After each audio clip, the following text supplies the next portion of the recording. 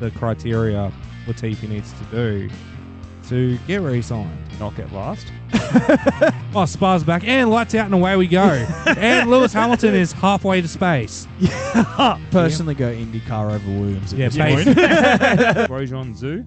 Guan Yu Zhou. Guan Zhu Zhou? No, Zhou Zhou Guan Guan Yu. Yu. I said that the first time. George was already sitting in that seat. Look, I don't agree with it, but you've asked a question. I'm trying to find a way to justify And I'm just it. trying to absolutely tear your answer apart. G'day and welcome to Formula Bums. My name is Jacko. With me this afternoon is Andy, and we are previewing the Monaco/Monte Carlo Grand Prix. How are you, bro? I'm excited. Oh, let's hope there's a race this weekend. Last weekend was hard. Yeah. So It was unfortunate, but it was hard. But to F1's credit, they uploaded a bunch of classic races to their YouTube channel. I noticed that. I had a bunch pop up in my recommended. I think I saw some from like 2008. Like good races too. Back when the cars sounded fucking mental. Well, they had the 05 Imola Grand Prix, which was the San Marino Grand Prix back then. They put up the 08 Monaco race, which was really good because guess what it did throughout the whole race? It rained and they raced. Love to see it. So it proves that racing in the rain is okay at Monaco. I mean, yeah, everyone's going, what, 40 Ks an hour at some bits? Yeah, it's completely fine to race. So let them race. It is always an interesting time of year when Monaco comes around. I want to say it's probably the most divisive Grand Prix of the year. There are either two camps. You're either a Monaco hater, you think it's a glorified parade, or you're on the other side where you go, you know what, Monaco is the history of F1 and it's a celebration of the sport in a weekend, even though it's a pretty crap race. I used to be part of the former camp. You go back and listen to early episodes, I will talk about how it's boring, they need to do something crazy with it, like it has no point. And then we got to last year where I actually watched the whole broadcast and it finally made sense. So now I'm a person who goes, you know what? Monaco is a celebration of the sport that we love. While it's not the best racing, it can still be absolutely off the walls crazy and it deserves its spot. No, I agree. And I think I'm in the same camp as you. I was, a bit iffy prior to last year's race, and then last year's race happened. Now I'm like, damn, I can't wait for Monaco this weekend. You know what I mean? I'm genuinely excited for the first time in a long time for Monaco. It's fantastic. So, one, a lot of the teams do special liveries. We've seen McLaren's come out today. Yeah, they're doing it's like a throwback to like the 80s when they had the Marlboro sponsorship and everyone's like, oh, look, cigarette sponsorship's back in Formula One. And it looks way better than the normal McLaren livery. I mean, way better. I'm a massive fan of it. McLaren always does good liveries, though. Like, they're very rarely ever a bad-looking McLaren. So I love it. Before we get into the Grand Prix, there is some massive news that has happened over the last few days in the sport. So, which one you want to start with? Let's start with the big one. Run us through what Sir Lewis Hamilton is thinking. Ferrari have tabled him a $75 million a season contract. And he's thinking about taking it. In fact, Channel 9 News, their website is saying that Hamilton's looking like he's going to take it. And Ferrari has said they'll drop either driver if they can get a chance at Lewis Hamilton. I mean, did you expect this at all? No. Lewis Hamilton has been a Mercedes driver since he came into Formula One. At McLaren, he was a Mercedes driver.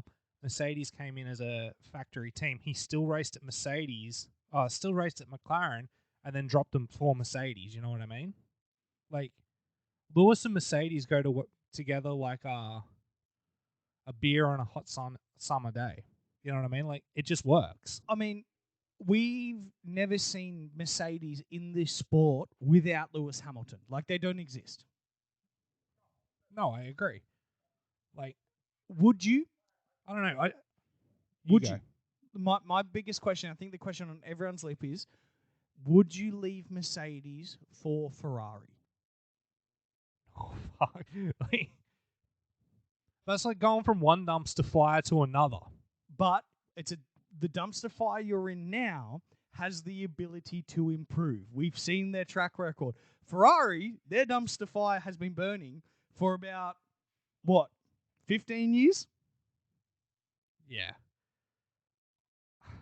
It's a hard decision because Ferrari obviously have that reputation in the sport. Like, you think of Ferrari back in the day, they were always winning. They were the champions for like 6 years because it was only when Michael was there that they did well.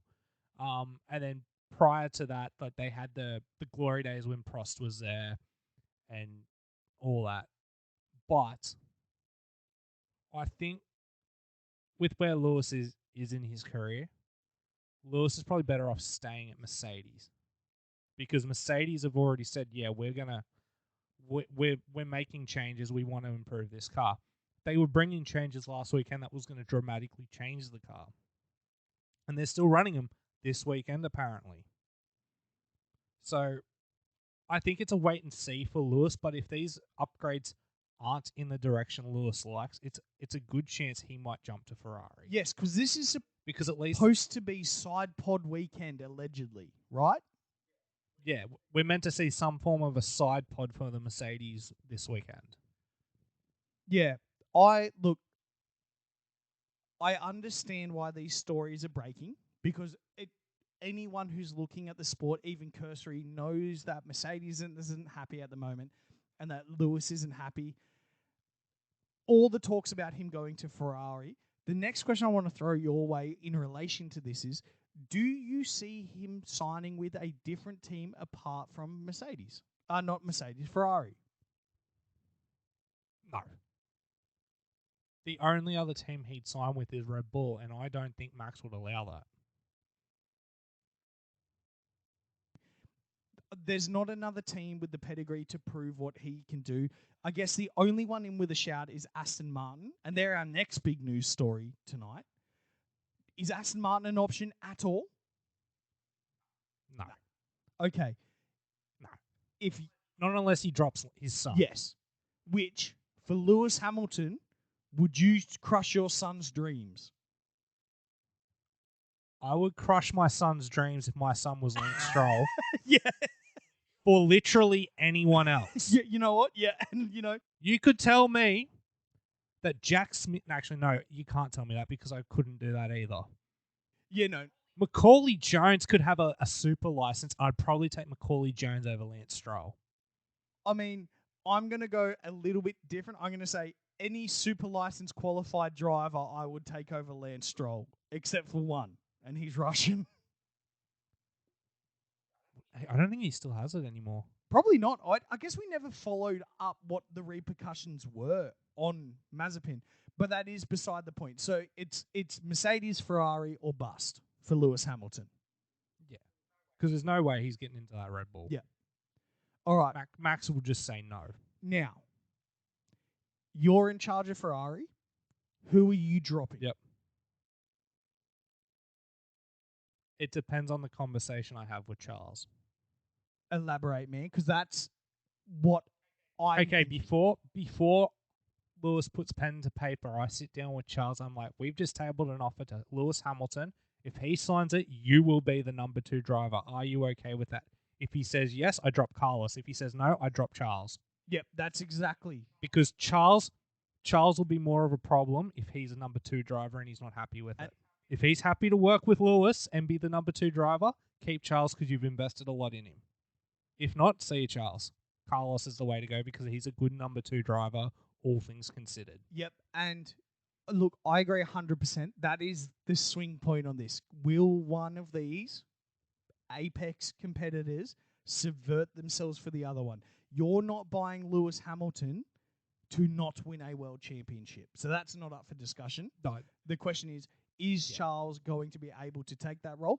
I personally don't think he will. If they sign Lewis, I think we'll see Charles jump ship of his own volition to be like, well, hold on. If they're buying him, that means my time here is done.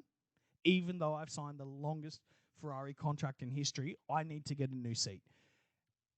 Carlos is the better wingman. We know that Lewis doesn't play very well with a competitive second driver. He doesn't really enjoy that challenge. Loves the challenge from the rest of the grid. Doesn't love it from the same car as he's in. No. Okay, so if the hypothetical comes true, Charles jumps ship, where does Charles go?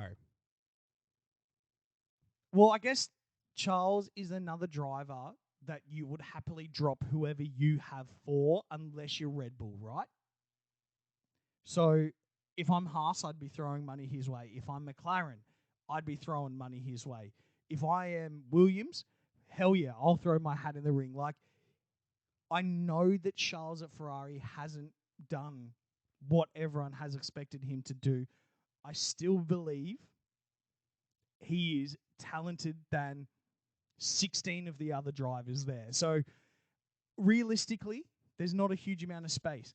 I can't see him leaving this sport. I reckon it would, if this happens, it's going to be the craziest grid shake-up we'll ever see because there will be so much movement. And we haven't even got onto the thing that will happen with Red Bull, right? What happened with Red Bull? Well, nothing's officially happening there, but if Lewis goes, that leaves a spot open at Mercedes. True. And that's a very, very good seat to jump into. Yes, not this year, obviously, but new engine regs are coming up in what, 2 years? 2026. Yep. So 4 years. That's not that 3 crazy far years. away. They might just bang side pods on this car in the off season and be back to competing. Would you see, now Max isn't going to go anywhere, but we've got Daniel Ricciardo who is actively looking for a competitive seat. Would Toto work with Danny? Would Danny work with Mercedes? Would Mercedes work with Charles? Yeah. Yeah. Like, you've got to think, if Charles is leaving Ferrari, he's going to want the most competitive seat possible. Yes. And Toto is a fan. I know he's a fan, but Big everyone's fan. a fan of Danny. I've just talked Charles up. The question is, has Charles proven that he is better than Danny when Danny's in a good car? I don't like the idea of Danny at the Mercedes. Say that again? I don't like the idea of Danny at Mercedes. I don't think it's a good fit. All right. Yeah, no, I don't look, think Danny you do fits at Mercedes. valid, because this is all hypothetical. I still think it's I know. 80% likely that Lewis Hamilton re-signs with Mercedes. I still think that's the most common outcome of this discussion and these rumors. What if this tabled offer from Ferrari, which they're not denying, they haven't denied it yet, but if they do deny it, is just a way to get Lewis more money from Mercedes? Like going after the bigger paycheck. Yeah. Just being like, oh, I know I'm nearly done. Let's just get as much money as I physically can. Well, what's he on now? $48 million a year? I think it equates to like 48 million pounds a year, which is like 70 something million Australian. Yeah. Like, he's on ridiculous money. Yeah. So maybe it is kind of like a, let's see if I can get a 1 mega year contract out of him, like the last gasp of my season and my career. Maybe if I can just bump that to 55 mil for 1 year, I can sail off into the breeze and never have to worry about money again. But I'd also like to say that he's already at that point with his money. Exactly. I was going to say, like, fucking, he has more money than I'll ever see in my life. Yeah. He earns more money than we'll ever see in our lives each race, bro. Exactly. Because it's what? How many races? 24-ish. Supposed to be. It's going to be 22. 22 this year now. 22. 22 so this year. I'm not good at maths, but 48 million divided by 22, that's millions of dollars a weekend. Yeah. And he gets paid weekly. So That's even crazier. Plus his fucking sponsorship deals and all that other bullshit that he does. And just being like a legend of a bloke. Hey, let's leave the Lewis Hamilton chat there because this is going to be done to death over the next few weeks. And we'll come back to it when we have a little bit more clarity. Let's move on to the next big news item. Fernando's not happy. Ooh, I mean, for those who aren't aware, GP2 engines. Aston Martin has announced that they will be buying the Red Bull powertrains. Is it next year? No, you've got it wrong yet again. Classic me. What they are doing is they're partnering with Honda from 2026. Now, the IP that Honda sold Red Bull is not available to them because they sold it to Red Bull, which now is partnering with Ford. So Ford's going to continue the Red Bull Honda relationship in a way because they're the ones with that good engine IP. Honda now has to develop a whole new engine and put that in an Aston Martin. So remember the last time Fernando was with a Honda developing engine? GP2. GP2 engine. Look, Fernando is incredible. We love him at the show. I think he's one of the most loved sportsmen of the year. Can that man catch a fucking break for more than 2 weeks? Like, genuinely. Well, technically, he's signed for this year, next year, and the 2025 is an option, yeah? Yes. He just moves on at 2026. He just fucks off from Aston. Now, let's link these two stories together. Do you see Fernando in the Mercedes? I think Fernando would go to Mercedes. I can see it too. I like it. I can see George getting punched in the face. I mean, I see so that let's do it. every time I close my eyes and imagine a perfect world. But let's not get into it. It's kind of interesting because they're with Mercedes now, aren't they? Yes. Mercedes engines. They do have a weaker engine compared to some of the other years we've seen them in. The Ferrari engine has an insane amount of power. We saw Charles set pole recently in both the sprint and the qualifying. The Red Bull is the most dominant engine at the moment with these new aero regs. I understand why they're looking. Lawrence Stroll is the kind of man who goes, oh, problem? Here's billions. Let's fix it. Also, you're in a better position if you're the works team, and Aston will become the works team for Honda. You know what I mean? Like, you can control how Honda develop that engine in a way because it needs to work with your body because you're the team. You know what I mean? It's why it's shocking that Renault isn't better because Renault is the works team or Alpine's the works team, but their car sucks. You know what I know mean? exactly what you mean, and I like the idea of it because I guess the goal for Aston Martin, which when they began, and we're going way back now, when they began, when it was Force India, then to Racing Point, is that team always had a dream of being one of like the big four, essentially, right?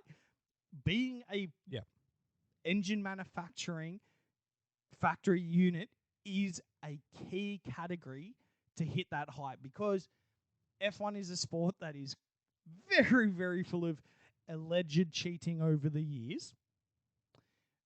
And it's not a crazy thing to go, well, hold on, is our engine supplier taking 3 horsepower out somewhere just so we don't beat them? It's not a massive leap of the imagination to think that. No, it's not. It's just funny that Aston is still beating Mercedes this year when Aston's team. Look, I hope it works well. I do. Our dream is to have this sport with 20 competitive drivers every weekend, with 10 of them being a good shot to win. I think this is a step in the right direction for the sport as a whole, and it also lets other teams have more choice with who they pick for their engine supply. So, you don't have to look at Renault, who's clearly making a dog shit engine.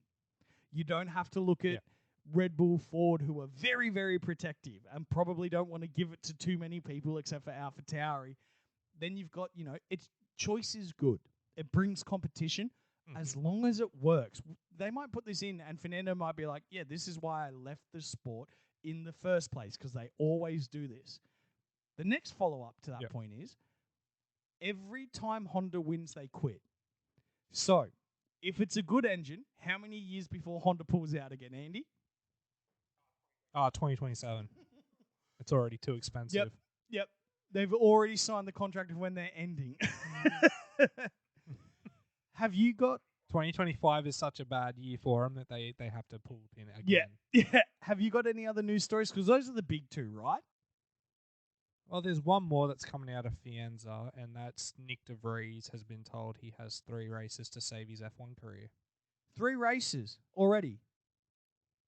Yeah, and the first one was last weekend. To be fair, that was his best race of the year.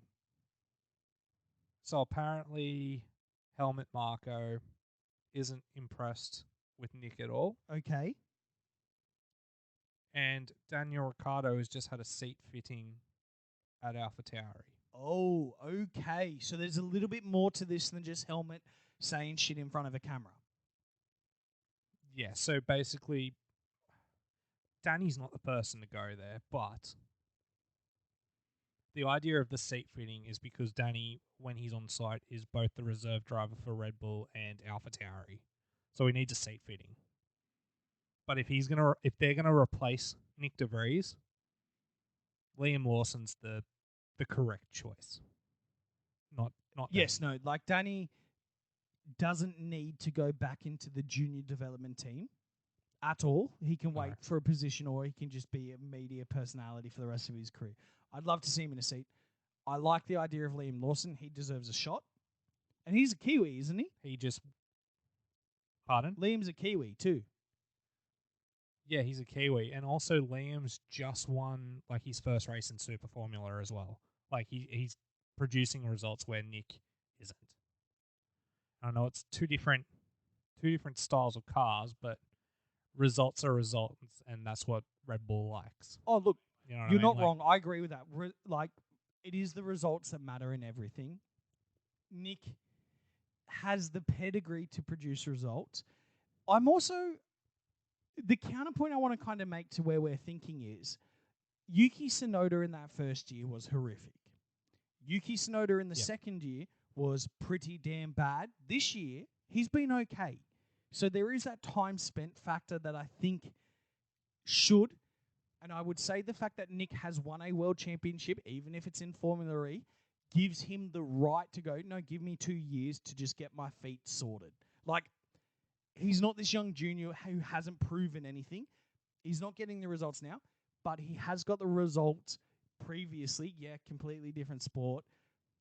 If anyone deserves 2 years to just figure it out, surely that world championship's got to mean something in F1. Yeah, but if you give him 2 years to figure it out, he's 30. It's just, I think time may have caught up with Nick De Vries, and it's really weird to say that when he's 28. But he's 28 in his first full season of Formula One, and he's making some pretty stupid errors. Like some really stupid errors. Yeah, you know what, that age thing, that does actually mean a lot. It's going to come. Because I do have this perception of him in my head that he's only like 23 years old. He's not. He's 28. Like, it's not something that AlphaTauri normally goes for. But no, Nick, he's making a lot of stupid errors. He's 28 years old. It's not the sort of driver AlphaTauri would go to begin with, when you think about it. He got lucky because he had a race at Monza in a car that had no downforce. Yeah, and that was a freak put together race too. A bit, it wasn't. We all fell for it, and I fell for it too. But no, you know what, man? I do. The more you keep saying, the more I agree with where you're thinking about this and how you're looking at it. So, you know what? Despite what I've said earlier, maybe the 3 races is a pretty fair offer. It is, and I think if he scores a point or two, he survives. But if he continues to make the stupid errors that he does, and it's not like he's coming up at tracks he hasn't raced at before either. Barcelona and fucking Monaco are both tracks he would have raced in F2 and Formula E. No, quite a bit. Speaking of which, how many passes were in the Monaco Formula E Prix this year? Because I know this number. Okay. How many passes do you think? So happened? I'm going to have 2 guesses. I'll give you 2 guesses. It's either 0 or it's 29. 116. Does that include pit? No, they don't pit, do they? No, they don't. Wow. There was 116 passes in the E-Prix this year. That's awesome. That means you can pass at Monaco. I know what I'm watching after we finish recording today because I need to see that. I do have a soft spot for, is it Adrian Adage or Adrian Agard, the guy who owns that and Extreme E. I do like what his vision is with what he brings to sport. That's awesome. Yeah, I seen it on Twitter not too long ago, and I was like, damn, I'm going to save that for the Monaco preview because it proves you can pass around a track that has no room to pass on. And they're big cars, and it's a new body type they're doing this year. It's like their Gen 3 car or something. Yeah, exactly. It's going to be... I really hope that there is a way to have passing this year for the Formula One because Monaco's a great track. You know what I mean? I'm Googling it right now just to make sure I am correct with that. Can you riff? Yeah, of course. Look, speaking of Monaco, and we will talk a little bit more about the E-Prix too. Let's begin the preview section of our show. We can leave the news behind us now. Monaco's this weekend. It was first race in 1950, which I believe was the very first year of the sport. So it's been there from day one. It's 3.337 kilometers, which means that doesn't qualify it as a length for a tier 1 track, but we've kept it on there because it's there. It's a 260 kilometer race, and the lap record was set in 2018 by Max Verstappen at a 1 minute 14 and 0.260. So it's a crazy circuit. Like, I just want to go through some historical facts about this place because it blows my mind every year when we come up to it. Off the F1 website, they have the classic, when was the track built? Their answer is literally in 1215, sort of. Because it's a street circuit. It's the streets of Monaco, and that's when Monaco was founded as a city. And those streets haven't changed much since early days. We're talking what? Nearly 1,000 years ago, right? That's mental. It's mental. It's a very, very difficult track to race around. So these cars are massive. They're the size of an SUV. They're just a lot squatter. There's no actual straight piece of road really to be found anywhere. I mean, you have little bits, but I couldn't justifiably call that a straight part of the track. So, the starting grid is on a curve, which goes into a kink to turn 1. Then you race up the crazy hill all the way through the city streets. Massive sweeping left at 3, a hook right at 4. Gets very interesting around 6 and 7 because turn 6, which is the hairpin roundabout thing, also my worst nightmare on any F1 game ever. What, the lowest hairpin? Yes. They take it at 40 kilometers an hour. It's crazy. They have to have a special steering rack for Monaco because of that corner? Yeah, because they don't normally turn the wheels that far at any other point during the year. Exactly. It's crazy what little changes they have to do for this specific track. Then they go through a tunnel, which you can't see the end of because of the glare, so you're driving blind through a tunnel. Back in the day, when the cars had real engines in them, it sounded horrifying in a good way, but genuinely sounded like a demon was screaming up a tunnel. Straight out of the tunnel, you've got an incredible little technical left, right, then a bit more right. The reason I'm not giving like definite angles of these corners is they all kind of blend into one mess throughout the track. Then you go up the quickest part of the track, which is between 11 and 12. It seems to be the straightest straight bit of road.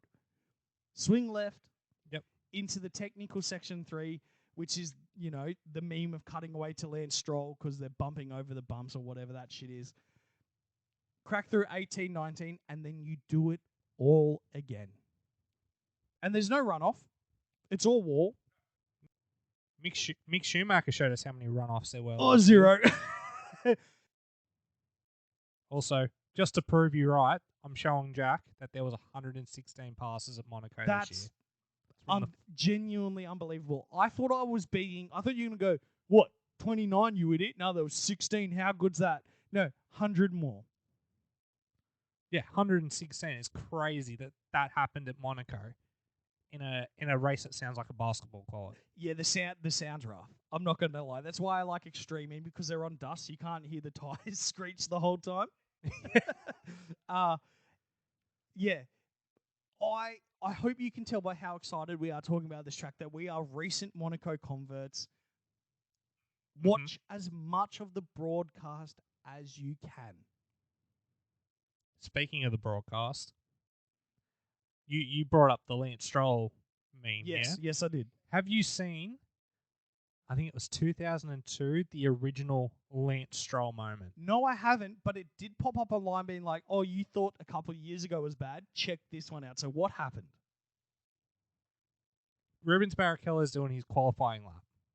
It's like 15 minutes to go, and he's turning into the tunnel. Yep. Around Portier. They hard cut to a chick on a boat with a thong up her ass, just looking out over the ocean. That's what the camera panned to, and then it's quickly cut back to Rubens Barrichello going through the tunnel. I mean, I get it. I get it. I'm not okay with it. But that was the original Lance Stroll That's moment. heaps better than the actual Lance Stroll moment. At least we've got to see something fucking good. Yeah, exactly. Sorry, I know this is supposed to be a professional broadcast, but come on. Hey, let's talk about some other favorite Monaco moments. My one I want to highlight, the one that I always watch on replay, is when Kimi Räikkönen crashed, and instead of going back to the pit box, the camera cuts to him walking onto a yacht, taking his race suit off, sitting down and having a beer. Classic Kimi. I mean, is there a better man that has ever raced in this sport than Kimi? No one could ever. Maybe James Hunt. Oh, yeah, when he would smoke durries on the side of his car. Yeah, that was pretty loose too. Mm-hmm. That was a crazy... And plow slappers in the pit. That was a crazy era of the sport where you were watching these absolute gods in cars sit there. Or, when there was a crash and the race was over, they'd sit on the side of the car and drive them back to the pits. Like, can you imagine that today? Yeah, it happened. It happened in 2017. What? Yeah, bloody Seb Dickhead crashed into Seb at the end of the Malaysian Grand Prix, and he caught a ride back sitting on the side pod of one of the Saubers. Bro, he got fined last year for waving on a moped. Like, man, sitting on the side pod of a Sauber going, like it's on a cool down lap, giving him a ride back to the pits because his car got fucked up by Lance Stroll after the race. Look, maybe it's because we're getting old, Andy, but bring it back. Bring it back. Have you heard who Audi's number one target is for the 2026 debut? No, not at all. Seb Vettel. Where, yes, please. Continue the Michael career trajectory. Come back in 2 years and race for Audi. Yeah. Michael did it. He left Ferrari. He came back 2 years later and drove for a German team. Seb's just left Aston, comes back in 2 years and drives for a German team. History writes itself. I'm okay with it. Him and Valtteri. Let's do it. Oh, dude, him and Valtteri together would be awesome. It'd be such a lovely team. Have they announced who they were thinking for team principal or anything like that? Have they discussed organizational things? Yeah, Seidel. They've already brought him in. Oh yeah, we actually spoke about that live, didn't we? Yeah, we did. It's been a long week, man. I know it's Wednesday. It's been a long week. That's fair. Let's get into the nitty-gritty of the teams. Who's doing what? What I think will happen or what is going to happen? What would you prefer? Let's go with what you think will happen first, and then we can deflate the excitement towards the end. Qualifying Q3, Fernando is going to put on an absolute blinder, get to pole position, and then he's going to be like, I know how I win this race. And he's going to put it in the inside up Sandovot, and he's just going to train it all the way to the finish. Yep. Look, my heart wants it so bad. If there is a race where Fernando can kind of ambush the grid in nowhere was like, well, passing's going to be difficult. And we've just spent, 10 minutes talking about how cool it would be to see passing. It would be a lot cooler to watch Fernando win this year and see passing next year. I'm throwing that out there. Yeah. It'd be... Fernando gets on pole, leads 72 laps. I'm not going to be mad. I'm going to be enjoying every moment of it, and then I will watch the podium celebration because that man is going to go off. Oh, just please. Please. Let it happen. Just do it. Don't let the... Please, Charles, do yourself a favour. Let Fernando get pole and crash out in Q3. We all know what's going to happen. We all know Charles is coming last. Let's have that chat. So let's do... It's Monaco. It has so much history, and it also has a history of Charles just having his confidence and just race destroyed. So give me a Charles prediction for this weekend. Doesn't even start the race. Okay. Why? Same reason as last year. The last time it happened, he crashed the car in qualifying. All right. Yeah. And the car's not good. And Ferrari can't put it back together properly. Because it always happens. Like, it was Sergio last year. Yeah. Crashing Q3. I just think it's going to be Charles. Well, I showed you the photo. Yes. Of Charles in the soccer match. That was in Monaco. Yeah, if anyone hasn't seen it yet, look at some of the memes that have come out of Charles playing a soccer match. He face plants at one point, and the internet has done what it does best with it. Very funny. Very funny. I don't think Charles will win.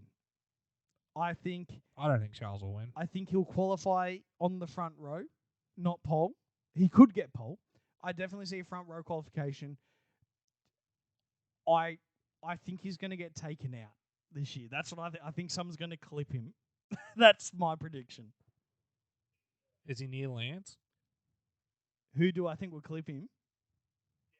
Yeah, who do you think is going to clip him? Is he near Lance? Because Lance will do it. Look, here's the thing. If anyone is between Fernando and Lance, they're getting clipped because you know homeboy from Canada is going to beeline to clip Fernando. Oh, absolutely. He's done it more races than not this year. It's a real weird stat to have where it's like, oh no, he's finished most races, but he's crashing every single one of them, but only into his teammate. And it's not a bad crash 9 times out of 10. Because they've been able to finish both cars throughout the whole season, except for the one where... because Carlos is there. Carlos is always good for a crash as well. Anything could happen there. It really could. Oh, they've announced who's on the cover for F1 Manager 23 too. Is it Max? No, the manager game. The manager game? They've got 3 cover stars this year. Do you want to take a guess who it is? I'm sorry to go off topic, but this is kind of great. Okay, please tell me Who is there with that headphone photo. Just put that on the cover. Do you know the one? The real low res one? I know what it is. It's Gunter! He's on the... Oh no, the Dragons. Oh no. So, yeah, he deserves it. He's the best. It's Toto, Christian, and Gunter. Look, fuck Toto and Christian. Just kiss so my prediction can be correct for once. God damn it, please. Gunter, yes. Yes. He should be the special edition cover. I know, right? Oh, Haas. They're looking a bit racy. What do you reckon? I reckon they could be, if both get through to Q3, there's double points easily for this weekend. I'm going to side with that. Magnussen put it on 4th at fucking Miami. Yeah. You know what I mean? Like, there's pace in that car. Especially on fiddly tracks like this.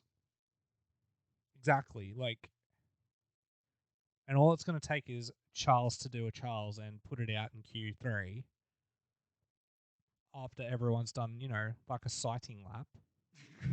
Yeah. Hey, what about Mercedes this weekend? I don't think the upgrade's going to do anything for Mercedes. They're just going to be there. Yeah. 5th, 6th. It's like that's basically the best they're probably going to do. If the upgrades are pretty good and they get a clear track, they could move up to 4th. You know what I mean? That is a possibility. They could even win it, but we don't know how the upgrades are going to go. I don't think they're going to do what everyone's saying. There's a good chance that Mercedes still plod along at 5th and 6th, and Woody beats Lewis again. Yeah, look, it's not crazy to have that thought. And these upgrades, while you will never know if upgrades are effective if you first race them at Monaco, because Monaco is unique. So I'm with you. I don't think these upgrades will do anything at this track. I don't think that's their purpose this weekend either. I think this is to show their drivers that, hey, we are making improvements. There is a path forward. I don't think we're going to see them until Spain, where they go, oh, now we're going to be fighting for a podium comfortably. So, yep, same viewpoint on you with there. McLaren, anything? No. They have a nice looking car, but that's about it. No, same here. We're agreeing a lot this episode, Andy. Red Bull. Let's talk about the big boy. Yeah, like there's nothing to talk about really. They're just going to be at the front. Yeah. And if they get clear track, they're just going to run away with it again. Like no cars touching that Red Bull anytime soon. Yep. It's just we're at that point of the year where it's like, yeah, so we're just going to keep seeing the same thing until mid-season break, unless something crazy happens on track, in which case the other Red Bull will win. Not necessarily. What if it's a Danny Max situation from Azerbaijan a few years ago and they crash into each other? They won't. Christian might have a meltdown. I mean, look, you're right. Okay, if that was to happen, all hell would break loose. Both drivers, we've watched them race each other in Miami and Azerbaijan. They race each other incredibly fairly with space. I think they both have in their mind that while I want to beat my teammate, I also don't want to jeopardize anything to do with my own season's trajectory. So it could only be from a lockup or a brake failure or an oil slick. It'd have to be something to cause it, because we've watched them go side by side this year and it's been fine. Yeah, I know. I can hope, though. Williams, probably down near the back. Back of the pack. Yep. AlphaTauri. Yeah. We saw Pierre go on a Near the bender with back. it last year. What was that? The AlphaTauri. Yeah. We saw Pierre last year in it go on an absolute belter from the back of the grid. He made 4 passes on the first lap. Yeah, but that's because he had the inters on. Like he just went on to inters first. That's why he was making the passes. Yeah. It had nothing to do with the car. Okay, fair. Because my only counterpoint to whatever you're going to say is because the car's just as shit as last year as it is this year. But if it's simply a tyre pace thing, then yeah, I've got nothing. Yeah, there's nothing to say about AlphaTauri. They just need to fix the car, and it's not happening anytime soon. And as for Alfa Romeo, it's like, fuck, that team's so up and down, it's not funny this year. Yeah. It looks like it should be quicker, and it's not. Like, and it's such a good-looking Valtteri car, looks too. I think that's my biggest letdown of the season so far is watching all this buzz and hype build around this Alfa Romeo outfit and having 2 very likable drivers. Like, I've got nothing bad to say about Valtteri. I can't really say much about Joe either. I'm a fan. And it's such a good livery, red and black. But yeah, it's not good. No, it's not. And it's just a shame. Have we forgotten any team, or have we spoken about all of them for the first time? No, we missed one. It's not Williams. It's Alpine. No. Well, remember when we were recording this last year? I can't believe I remember this. That the French government always plays silly buggers with the public transport in and out of Monaco. So what I'm saying is... I wonder if they're doing that this year. What I'm saying is Tuscan Raiders not going to let the French cars do well. I think we're going to see a little bit of a interstate rivalry here. I actually don't think that. Maybe. I don't know. They're the wild card this weekend. Well, they've got to fly into France to get to Monaco. Yeah. So you've still got to get through France to get to Monaco, and France doesn't have a Grand Prix this year. So what we're saying is this race ain't going to happen until it starts. Well, no, the drivers will be there. It's just the rest of it won't be. A Monaco foot race Cars for won't 10 make it. laps would be fucking unreal. That would be unreal. It would be. Yeah, look, talking seriously about Alpine for a second, I think they have absolutely everything they need to do well at any given weekend. The talent of their lead driver, the passability of their second driver, and the car itself are all functioning as they should be. They're so random with when they perform or not. I have no clue. They're so hard to tip. I agree. Like, Alpine could be really good, or they could both be at the back of the grid. I'm going to say, You know what I mean? And I'm going to go bold with a prediction. I think they're going to have another points finishing weekend. Double. Single or double? Double. Fair enough.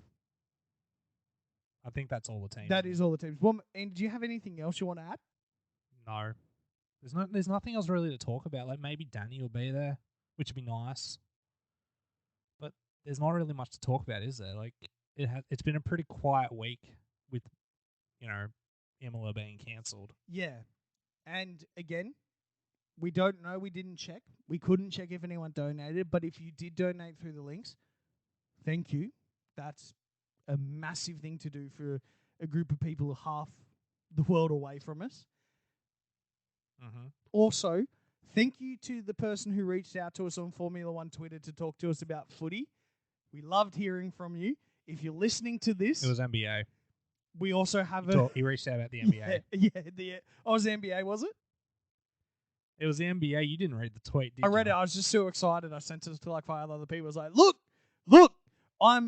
Andy's relevant. I don't know anything about basketball. Neither does Josh. That's fair. Hey, look, I think we'll leave it there. Bring on Monaco. We're both very, very excited. I will do the socials. I will remember. You can follow us on any social media platform you like. We're at Bums on the Bench. Fuck. Well, we are. That's the first one. This is the first flub. That's the first one. It's the first one. We're at Formula Bums on everything except for Twitter, which is Bums Formula. We also have a sports show called Bums on the Bench. That Twitter's as it's called. Follow us, reach out to us. It was so sick having a fan reach out and say, I actually disagree with what you say. Would much prefer to hear someone just tell us how good we are, but, we'll take what we get at this point. Pretty much. And thank you for listening, guys. We will be back next week to talk about Monaco. Sweet. Talk to you then.